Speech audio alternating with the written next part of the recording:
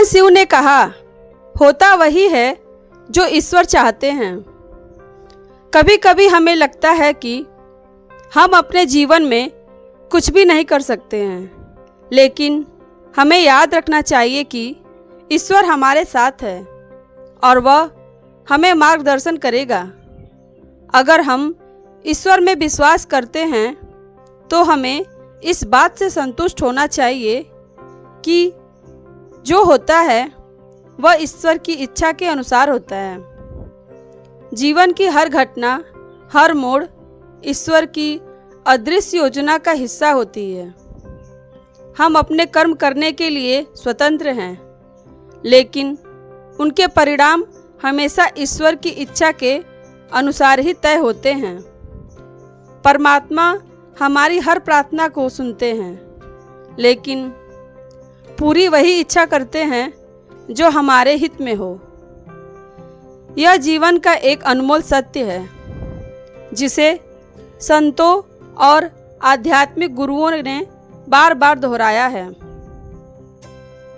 कई बार हम जीवन में किसी चीज की बहुत तीव्रता से कामना करते हैं, चाहे वह सफलता हो, कोई संबंध, कोई विशेष अवसर या फिर कोई सपना। जब वह इच्छा पूरी नहीं होती तो हम निराश हो जाते हैं। हमें लगता है कि हमारी प्रार्थना सुनी नहीं गई, परंतु यही वह समय होता है जब हमें यह समझना चाहिए कि जो नहीं मिला वह भी एक प्रकार से ईश्वर की कृपा थी। भगवान कहते हैं कि तू करता वही है जो तू चाहता है, पर होता वही है जो मैं चाहता हूँ। एक बार तू कर वही जो मैं चाहता हूँ, फिर होगा वही जो तू चाहता है। जैसे कठपुतली के नाच में कठपुतली और उसका नाच तो दर्शकों को दिखाई देता है, परंतु कठपुतलियों को नचाने वाला सूत्रधार पर्दे के पीछे रहता है, जिसे दर्शक नहीं देख पाते। उसी प्रकार यह संसार तो दिखता है, किंतु इस संसार का सृष्टिकर्ता, पालनकर्ता और संहारकर्ता भगवान दिखाई नहीं देता है। इसीलिए मनुष्य स्वयं को ही कर्ता मानकर अहंकार में रहता है, परंतु यह विराट विश्व परमात्मा की लीला का रंगमंच है। विश्व रंगमंच पर हम सब कठपुतली की तरह अपना पात्र अदा कर रहे हैं। चलिए इसे एक कहानी के माध्यम से समझते हैं, और अगर आपको मेरी वीडियो पसंद आए तो मेरे चैनल को लाइक, शेयर और सब्सक्राइब करें। और हाँ, आप लोग कहानी में हमारे साथ अंतिम तक बने रहें, क्योंकि यह कहानी आपकी सोच बदलने वाली है। तो चलिए बिना टाइम वेस्ट किए कहानी को शुरू करते हैं। रूपनगर नाम के एक राज्य पर राजा संग्राम का राज्य हुआ करता था। राजा संग्राम एक बहुत ही परोपकारी और दयालु स्वभाव के राजा थे। जो कोई भी राजा के दरबार में फरियाद लेकर आता, वह मुंह मांगी मुराद पाता। उनके बारे में यह बात मशहूर थी कि उनके दरवाजे पर आने वाला कोई भी आदमी खाली हाथ वापस नहीं जाता था। एक दिन राजा के दरबार में एक आदमी आया। उसने राजा को प्रणाम किया और कहने लगा, हे राजन, मैंने सुना है कि आपके सामने जो भी फरियादी आता है वह कभी खाली हाथ वापस नहीं लौटता। अगर ऐसा है तो क्या 3 दिन के लिए आप मुझे अपनी राजगद्दी सौंप सकते हैं? आप महल में जाकर आराम कीजिए और मैं राजगद्दी पर बैठकर आपका राजपाट चलाऊंगा। राजा उसी वक्त राजगद्दी से नीचे उतर आए और फिर अपने दरबार में मौजूद सभी मंत्रियों और दरबारियों को आदेश दिया कि आज से ठीक 3 दिन तक सभी लोग इस आदमी के आदेश का पालन करेंगे। यह कहते हुए राजा ने उस आदमी को अपनी जगह पर बिठा दिया और खुद अपने महल में चला गया। वह आदमी 3 दिन तक बड़ी ठाठ से राजगद्दी पर बैठा रहा और पूरे राज्य का शासन चलाता रहा। चौथे दिन जब राजा उसके पास आया और कहने लगा, भाई अब तुम 3 दिन तक इस गद्दी पर बैठ चुके हो, अब राजगद्दी से उतर जाओ और अपना रास्ता लो। यह सुनकर वह आदमी कहने लगा, हे राजन, पहले तो मैं सिर्फ इस इरादे से आया था कि आपकी दानवीरता की परीक्षा लूं। सच में मैंने जैसा आपके बारे में सुना था उससे कहीं बढ़कर आपके बारे में पाया है, लेकिन अब 3 दिन तक इस राजगद्दी पर बैठने के बाद मेरा इरादा बदल गया है। इस राजगद्दी से उतरने का मेरा दिल नहीं चाहता। आपको तो सारी दुनिया ईश्वर का अवतार कहती है। मैं आपसे प्रार्थना करता हूँ कि यह राजगद्दी और राजपाट ईश्वर के नाम पर मुझे दान में दे दीजिए। राजा ने जब उसकी बात सुनी तो मुस्कुराते हुए कहने लगे, लो भाई, यह राजगद्दी और यह राजपाट आज से तुम्हारा हो गया। अब तुम इसे संभालो, मैं चलता हूँ। यह कहकर राजा अपने महल में वापस आ गए। उन्होंने रानी को सारी बात बताई। रानी भी महाराज की तरह बहुत ही नेक दिल थी। उन्होंने शिकायत का एक शब्द भी अपनी जुबान पर नहीं आने दिया। राजा और रानी अपने दोनों बेटों को लेकर महल से बाहर निकल पड़े। जाने से पहले उन्होंने अपने राजसी वस्त्र त्याग दिए और साधारण वस्त्र पहन लिए। राजा को ईश्वर पर बड़ा ही विश्वास था। वह मन ही मन में सोचने लगता है, परमात्मा ने मेरे लिए कुछ और ही सोच रखा है। राजा अपनी पत्नी और बेटों को लेकर सफर पर रवाना हो गए। राजा सोचने लगा, कल तक मेरी सवारी के लिए सैकड़ों हाथी और घोड़े मौजूद थे, आज पैदल चलना पड़ रहा है। कल तक हजारों नौकर चाकर मेरे सामने खड़े रहते थे और आज कोई हालचाल पूछने वाला भी नहीं है। लेकिन राजा ने ऐसी हालत में भी शिकायत का एक शब्द अपनी जुबान पर नहीं लाया। पैदल सफर करते करते वह कभी 2 कोस चलते तो कभी 4 कोस। कभी कुछ खाने को मिल जाता तो कभी भूखे रहना पड़ता, मगर इस पर भी उसने परमात्मा पर पूरा भरोसा रखा और हमेशा परमात्मा का धन्यवाद करता रहा। कुछ दिनों तक इसी तरह पैदल सफ़र करने के बाद वे एक नगर में पहुँचे और एक आवास गृह में जाकर ठहर गए। उस नगर के बाहर एक सौदागर का काफिला आकर रुका था। सौदागर अपने घोड़े पर सवार होकर नगर की सैर करता हुआ उस आवास गृह की तरफ आ निकला जिसमें राजा और उसका परिवार ठहरा हुआ था। सौदागर की नज़र जब रानी पर पड़ती है तो उसे देखते ही उसने समझ लिया कि यह औरत किसी ऊंचे खानदान की है। वह मन ही मन रानी पर मोहित हो चुका था और उसने इरादा किया कि क्यों ना इस औरत से मैं विवाह कर लूं। मन में कुछ सोचकर वह राजा के पास गया सौदागर राजा से कहने लगा, हुजूर, मैं एक व्यापारी हूँ।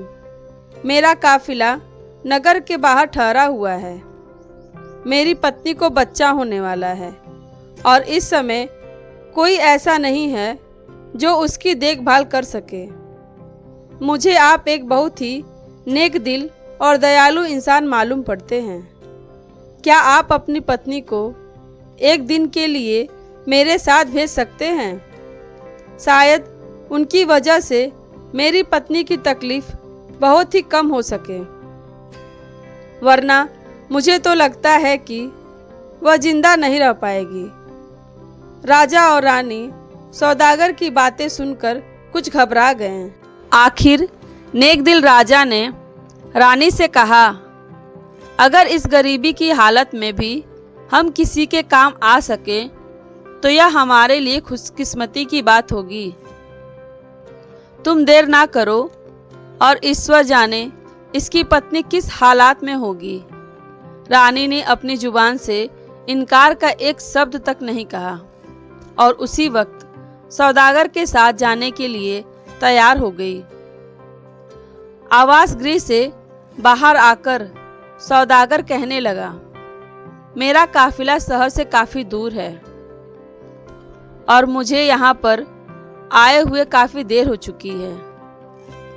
आप ऐसा कीजिए, मेरे साथ मेरे घोड़े पर बैठ जाइए ताकि हम जितनी जल्दी हो सके काफिले तक पहुंच जाएं। रानी बेचारी उस सौदागर की चालबाजी को नहीं समझ सकी और उसके साथ घोड़े पर सवार हो गई। सौदागर घोड़े पर सवार रानी को लेकर अपने काफिले पर पहुंचा। उसने अपने काफिले को कूच करने का आदेश दिया। अपना घोड़ा उसने एक तरफ भगाया और रानी को ले चला। यह सब देखकर रानी को सौदागर की चालबाजी का पता चला। रानी ने बहुत शोर मचाया, बहुत तड़पी, चीखी चिल्लाई, मगर सौदागर को उस पर बिल्कुल भी दया नहीं आई। वह उसे घोड़े पर बिठाकर कहीं का कहीं ले गया। दूसरी तरफ आवास गृह में इंतजार करता हुआ राजा सोचने लगा कि उसकी पत्नी अब तक क्यों नहीं आई। उसने सोचा, क्यों ना खुद चलकर देखा जाए कि आखिर क्या माजरा है। वह अपने दोनों लड़कों को साथ लेकर आवास गृह में निकला और शहर से बाहर आ पहुंचा। उसने सौदागर के काफिलों को ढूंढने की बहुत कोशिश की, लेकिन काफिले का पता नहीं चला। तभी उसे उत्तर दिशा में धूल उड़ती हुई दिखाई दी। राजा ने अनुमान लगाया कि जरूर वह आदमी उसकी रानी को लेकर उसी तरफ गया है। राजा भी अपने दोनों लड़कों को लेकर उस दिशा की तरफ चल दिया जिस तरफ काफिला गया था। थोड़ी दूर चलने के बाद राजा रास्ता भटक गया। वह कहीं दूसरी जगह जा निकला, जहां उसके सामने एक नदी बह रही थी। राजा ने इधर उधर देखा कि शायद नदी पार करने के लिए कोई नाव मौजूद हो, लेकिन वहां पर कोई नाव नहीं थी। उसने कुछ देर तक सोचा और फिर बड़े लड़के को नदी के किनारे पर बिठाया, छोटे लड़के को अपने कंधे पर बिठाया और नदी में उतर गया। राजा का इरादा था कि पहले छोटे बेटे को नदी के पार पहुंचा दूंगा और फिर वापस आकर बड़े बेटे को ले जाऊंगा। लेकिन इंसान सोचता कुछ और है और होता कुछ और। वह छोटे लड़के को कंधे पर उठाकर बड़ी मुश्किल से नदी के बीचों बीच पहुंचा। तभी उसे बड़े लड़के की चीख सुनाई दी। उसने मुड़कर देखा तो एक जंगली भालू उसके बेटे पर हमला करने वाला था। राजा अपने बेटे की चीख सुनकर घबरा गया। घबराहट की वजह से राजा के कंधे पर बैठे छोटा बेटा नदी में जा गिरा। वह बह गया। अब तो राजा खुद भी बहुत परेशान हो गया। वह जैसे तैसे नदी के किनारे तक जा पहुंचा। राजा यह समझ रहा था कि उसके बड़े बेटे को जंगली भालू ले गया और छोटा बेटा नदी में डूब गया। पहले तो राजपाट हाथ से गया, फिर रानी भी मुझसे छिन गई। अब दोनों लड़के भी मुझसे बिछड़ गए। राजा मन ही मन बहुत दुखी था। इसी हालात में वह चलते चलते दोपहर के समय एक नगर के पास जा पहुंचा। उसने देखा कि शहर के बीचों बीच एक खुले मैदान में लोगों की भीड़ जमा थी। भीड़ को देखकर राजा हैरान हो गया और सच्चाई मालूम करने के लिए उस तरफ बढ़ने लगा। उस नगर का यह रिवाज था कि वहाँ के राजा की जब मौत हो जाती है तो सभी दरबारी और मंत्री शहर के लोगों को एक साथ मैदान में इकट्ठा हो जाते थे। फिर एक बाज को उड़ाया जाता है। बाज जिसके भी सिर पर बैठ जाता उसी को राजा मान लिया जाता था और राजगद्दी भी सौंप दी जाती थी। और इसी कारण से वहाँ पर लोगों की भीड़ जमा थी। बाज छोड़ा जा चुका था, मगर अभी तक वह किसी के सिर पर नहीं बैठा था। किस्मत शायद उसी राजा का इंतजार कर रही थी। जैसे ही राजा वहाँ पर पहुँचा, बाज जाकर उसके सिर पर बैठ गया। बाज का उसके सिर पर बैठना था कि तुरंत सभी दरबारी हाथ जोड़कर उसके सामने आ खड़े हो गए और उसे अपना राजा मान लिया। वे सभी उससे प्रार्थना करने लगे, चलिए महाराज, अब आप ही इस देश के राजा हैं, चलकर अपनी गद्दी संभालिए। लेकिन राजा ने कहा, अरे भाई, मैं तो खुद राजपाट छोड़कर आया हूँ। अपना राजपाट छोड़कर ही मैंने यह फकीरी हासिल की है। अब मुझे किसी भी तरह के राजपाट की कोई इच्छा नहीं है। राजा का ऐसा कहना था कि दरबारी समझ गए कि हमें इससे अधिक अच्छा राजा नहीं मिल सकता। वे सभी जिद करने लगे, आप ही हमारे राजा हैं। राजा के बार बार मना करने पर भी लोगों ने उसे अपना राजा मानकर ही दम लिया।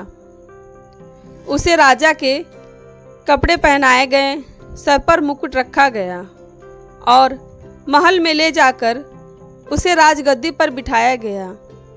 इसके बाद कई दिनों तक उस नगर में नए राजा के चुने जाने की खुशी में उत्सव मनाया गया। राजा ने मन ही मन इस राज्य को ईश्वर का पुरस्कार समझा और उस राज्य का राजपाट चलाने लगा। मगर दिल ही दिल में राजा दुखी रहता था। जब भी उसे अपनी पत्नी और बेटों की यादें आती तो उसकी आंखें नम हो जाती। अब जरा उन बेटों का भी हाल सुनिए। जिस लड़के को जंगली भालू उठाकर ले गया था, उसे रास्ते में ही एक शिकारी की नज़र पड़ी। उसने अपना तीर कमान पर चढ़ाया और निशाना सीधा भालू पर लगाया। भालू वहीं पर ढेर हो गया और लड़के की जान बच गई। जो लड़का नदी में डूब गया था, उसे एक मछुआरे ने बचा लिया। यह दोनों ही आदमी के औलाद नहीं थे और उन्होंने इन दोनों लड़कों को अपनी औलाद समझकर इनका पालन पोषण किया। यह दोनों ही आदमी उसी नगर के रहने वाले थे जहां इन दोनों का पिता राजा बन चुका था। दोनों ही लड़के अपने घर में बड़े हुए और वहां के राजा की सेना में वे भर्ती हो गए। भाग्य का खेल ऐसा हुआ कि उन दोनों को राजा का अंगरक्षक बना दिया गया। समय बीतने की वजह से दोनों लड़कों की शक्ल सूरत अब बिल्कुल बदल चुकी थी। ना तो राजा उन्हें पहचान सका कि यह उसी के बेटे हैं और ना ही उन लड़कों को समझ में आया कि राजगद्दी पर जो इंसान बैठा है वही उनका पिता है। बल्कि उन दोनों को तो यह भी एहसास नहीं हुआ कि वे दोनों सगे भाई हैं। यह भी कुदरत का ही खेल था कि वे इकट्ठे होकर भी अलग अलग ही थे। अब वे दोनों लड़के अंगरक्षक के रूप में हमेशा राजा के साथ ही रहते थे। राजा जब उनसे बातें करता तो उसे बहुत ही अच्छा महसूस होता। उन दोनों लड़कों से बातें करके राजा के मन को बहुत ही सुकून मिलता। दरअसल यह हुआ कि वह धोखेबाज सौदागर जो रानी को उठाकर ले गया था इसी नगर में आ गया।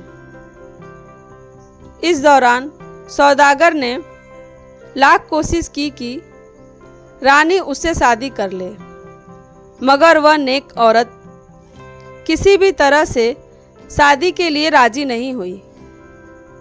सौदागर उसे एक अलग कक्ष में रखता था और उसकी कड़ी निगरानी भी की जाती थी।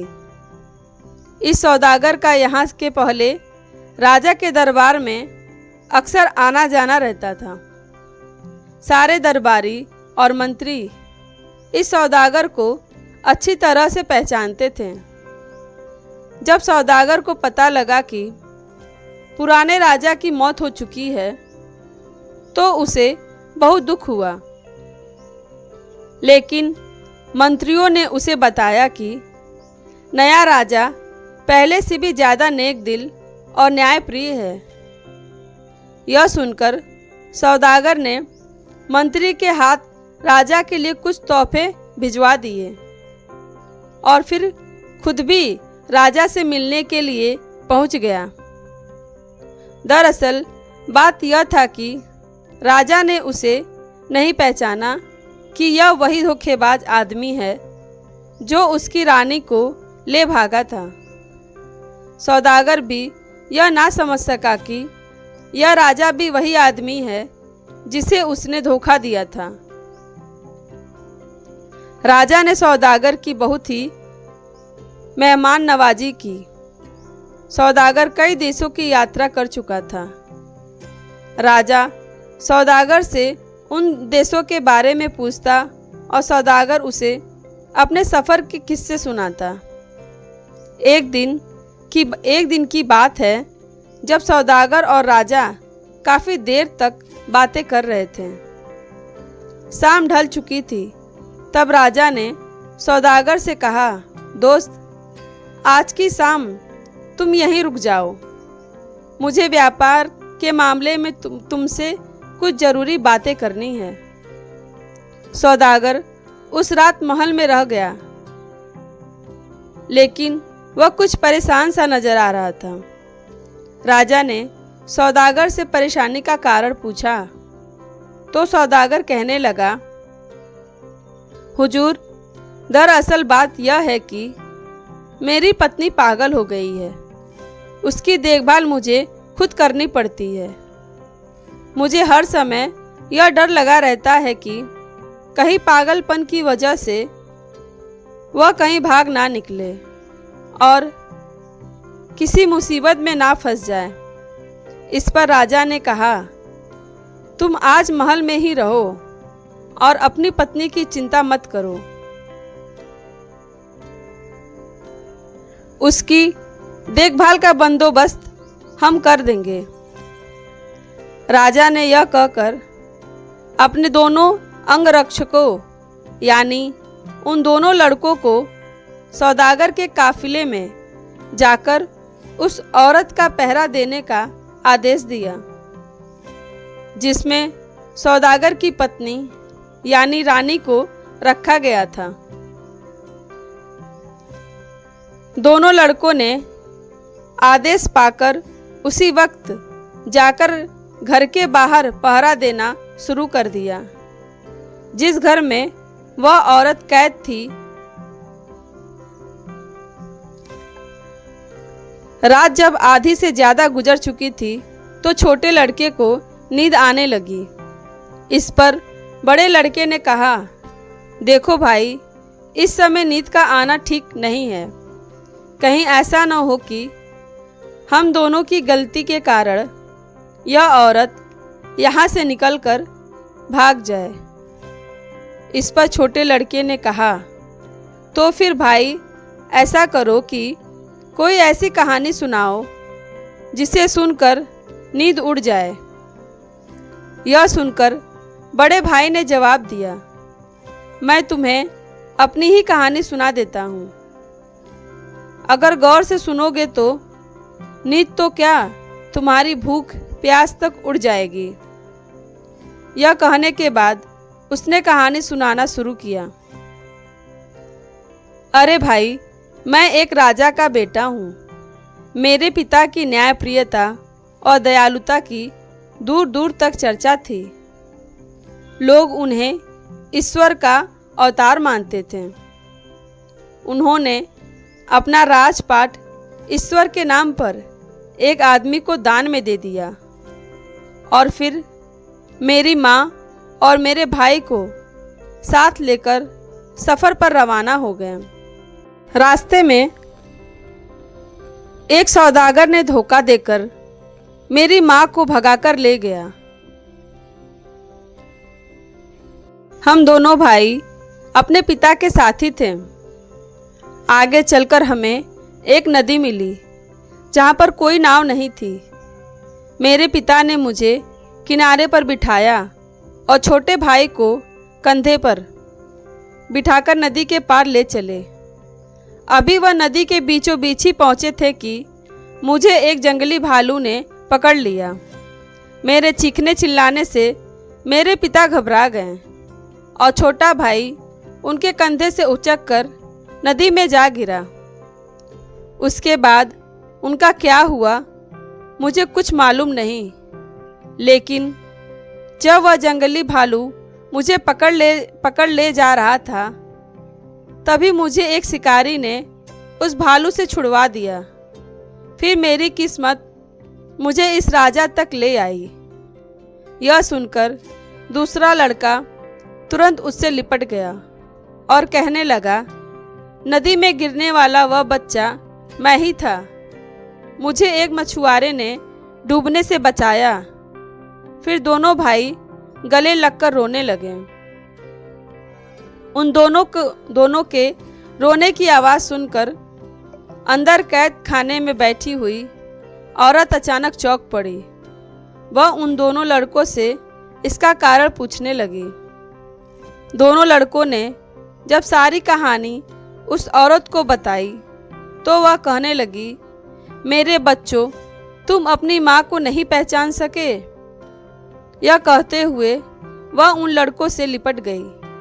जब उनकी माँ ने बताया, मैं अब तक इस सौदागर की कैद में ही थी। दोनों लड़के माँ माँ पुकारते हुए उससे लिपट गए। इसके बाद वे दोनों उसी समय राजा के पास गए और उसे सारी घटना कह सुनाई। राजा को अभी तक यह नहीं मालूम था कि सौदागर की कैद में जो औरत है वह उसी की पत्नी है, लेकिन अब उसे मालूम हुआ कि वह औरत इन दोनों लड़कों की माँ है। राजा ने यह फैसला किया कि वह इसी वक्त सारे मामले का दूध का दूध और पानी का पानी करेगा। उसने उसी समय उस औरत को लाने के लिए सिपाही भेजे। जब वह औरत राजा के सामने पेश हुई, जैसे ही राजा की नज़र उस औरत पर पड़ी तो राजा की समझ में सारा माजरा आ गया। राजा की पत्नी भी अपने पति को देख पहचान गई और उसके कदमों में गिर गई। दोनों भाई भी अपने पिता को पहचान चुके थे और पिताजी पिताजी कहते हुए राजा से लिपट गए। सौदागर ने जब यह देखा कि उसकी पोल खुल चुकी है तो वह वहां से भागने लगा, मगर राजा के सिपाहियों ने उसे यह मौका नहीं दिया। उसे गिरफ्तार करके कारागार में डाल दिया गया। अगले दिन राजा ने उस सौदागर का सारा माल जब्त किया और उसे मृत्युदंड दे दिया। अब जरा उस आदमी का हाल सुनिए जिसने राजा से राजपाट दान में हासिल किया था। राजपाट मिलने के बाद वह बहुत ही मनचला और निर्दय हो गया था। अपने खजाने को भरने के लिए उसने प्रजा पर कई तरह के कर लगा दिए। बेचारी गरीब प्रजा उसके जुल्म से परेशान हो गई। यहाँ तक कि मंत्री और दरबारी भी इस राजा से परेशान हो चुके थे।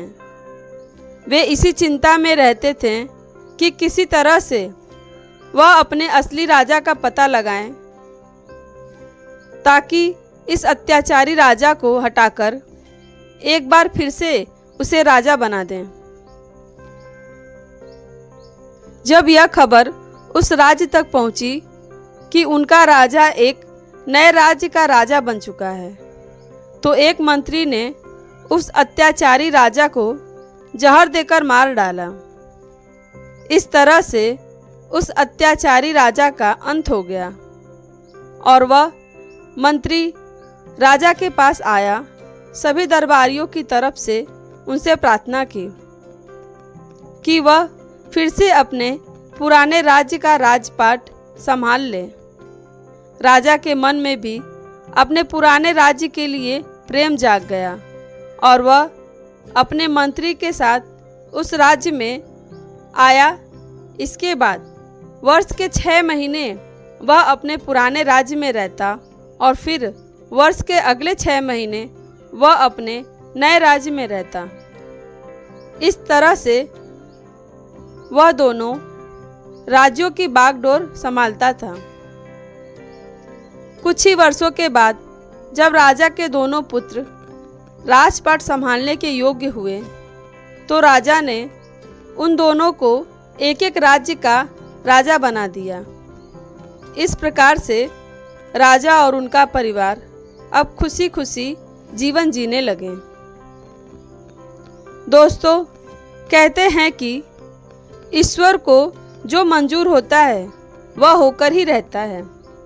यह एक वाक्यांश है जो बताता है कि जो कुछ होता है वह ईश्वर की इच्छा के अनुसार होता है।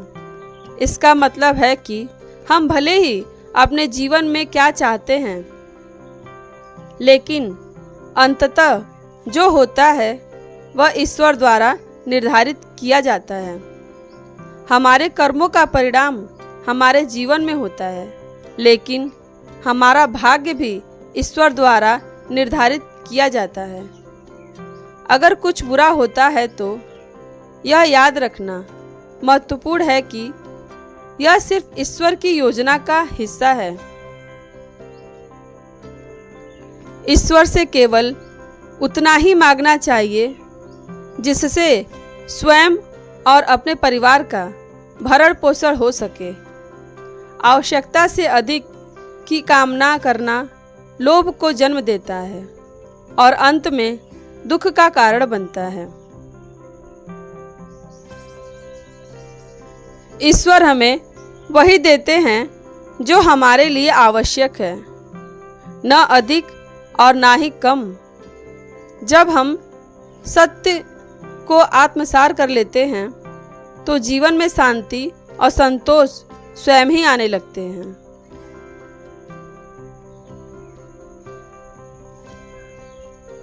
दोस्तों, अगर आपको यह कहानी पसंद आई हो तो हमें कमेंट में ज़रूर बताएं कि आपको इसमें सबसे अच्छी बात क्या लगी। और दोस्तों, अगर आपको यह वीडियो पसंद आए तो आप मेरे चैनल आशीर्वाद को लाइक, शेयर और सब्सक्राइब ज़रूर करें। धन्यवाद दोस्तों।